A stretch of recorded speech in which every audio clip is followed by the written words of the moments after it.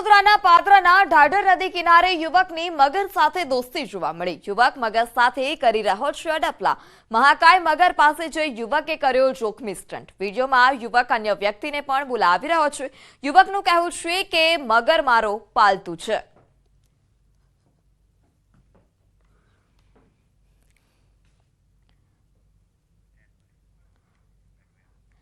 દ્વારકામાં આખલાઓનો આતંક જોવા મળી રહ્યો છે। જોધબા માણેક ચોક નજીક આખલાઓ ભાખડ્યા હતા। લોકોમાં ભયનો માહોલ છે। રખડતા પશુઓને લઈ દ્વારકા નગરપાલિકાની ઉદાસીનતા જોવા મળી હતી।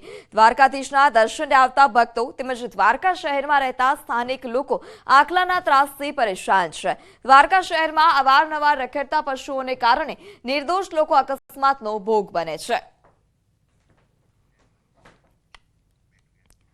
સુરતના માંગરોળના લવેટ માર્ગ પર દીપડીનું મોત નીપજ્યું। ટુ વ્હીલરની અડફેટે આવતા દીપડીનું મોત નીપજ્યું હતું। 2.5 વર્ષની દીપડીનું બાઇકની અડફેટે આવતા મોત નીપજ્યું છે।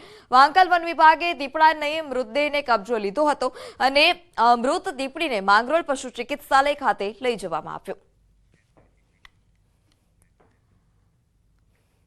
આણંદના વિદ્યાનગર ખાતે સ્માર્ટ વિઝન ગ્લાસનું વિતરણ કરવામાં આવ્યું છે। આણંદ ટાઉન હોલ ખાતે એસએચજી ટેકનોલોજીસ દ્વારા આ ગ્લાસનું સંશોધન કરવામાં આવ્યું હતું। 200 જેટલા દ્રષ્ટિની ખામી ધરાવતા લોકોને આ ગ્લાસનું વિતરણ કરવામાં આવ્યું છે। આ ગ્લાસમાં કેમેરા લગાવવામાં આવ્યા છે અને જે આસપાસની વસ્તુ કેપ્ચર કરી શકશે, જેથી લાભાર્થીઓને જોવામાં સરળતા રહેશે। આ ગ્લાસનું વિતરણ નિઃશુલ્ક કરવામાં આવ્યું છે।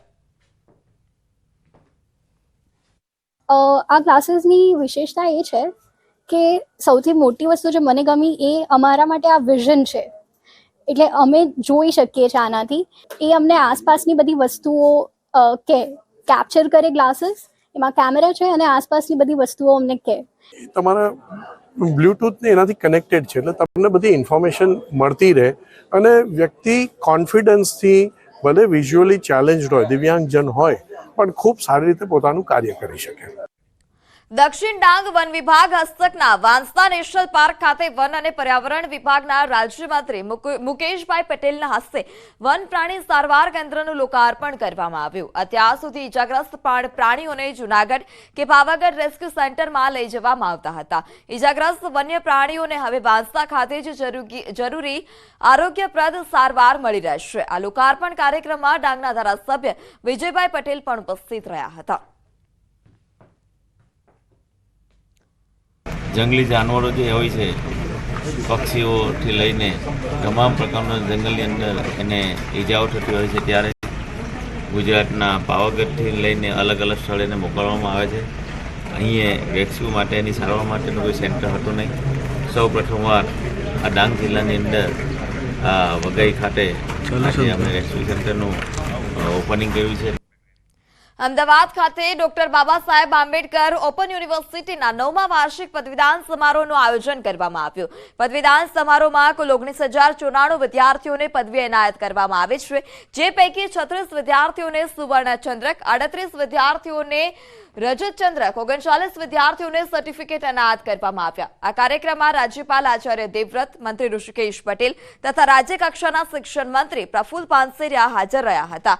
આ ઉપરાંત ગુજરાત હાઈકોર્ટના પૂર્વ ન્યાયમૂર્તિ સોનિયા ગોકાણી પણ ઉપસ્થિત રહ્યા।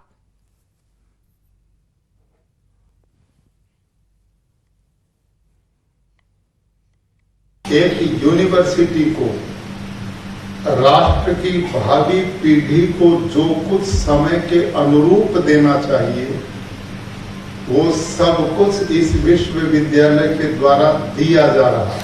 हवेना समयनी अंदर जे ચોપડીની અંદર રટું રટાયેલું છે, જે આપણને ભણાવવામાં આવ્યું છે, એ ઇન્ફોર્મેશન છે અને એ ઇન્ફોર્મેશનને જ્ઞાનના સ્વરૂપમાં કેવી રીતે ડિલિવર કરવું અને સમય જતા એને કેવી રીતે બધું ધારદાર કરવું। જ્ઞાન હંમેશા ધારદાર હોવું જોઈએ। ડિગ્રી લેવા માટે નહીં, પરંતુ જ્ઞાન પ્રાપ્ત કરવા માટે અભ્યાસ જરૂરી છે। અને 2020 નવી એજ્યુકેશન પદ્ધતિની અંદર હવે એક વિશાળ એક તક છે।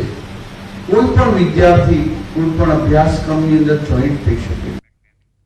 તો સમાચારમાં આ સમય થયો છે વિરામનો। આપ જોડાયેલા રહો ન્યૂઝ 18 ગુજરાતી સાથે।